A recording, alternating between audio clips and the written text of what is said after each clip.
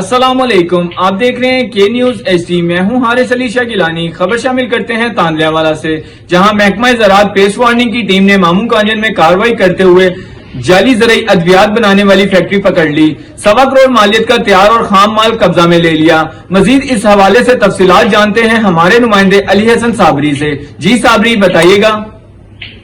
जी, महकमा ज़राअत paste warning Tandlianwala ने मामू कंजन में कार्रवाई करते हुए जेली ज़रई अद्वियात बनाने वाली फैक्ट्री पकड़कर 1.25 करोड़ रुपए मालियत का तैयार और खाम माल कब्जा में लेकर मालकान के खिलाफ मुकदमा दर्ज करा दिया है।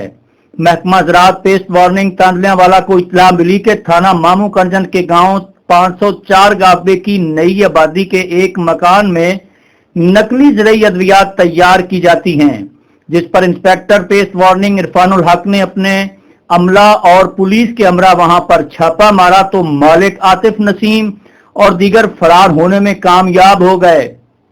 ताम फैक्ट्री में तैयार की जाने वाली तकरीबन 1.25 करोड़ रुपए मालियत की नकली तैयार ज़रई अद्वियात और खाम माल कब्जा में लेकर पुलिस के हवाले कर दिया गया।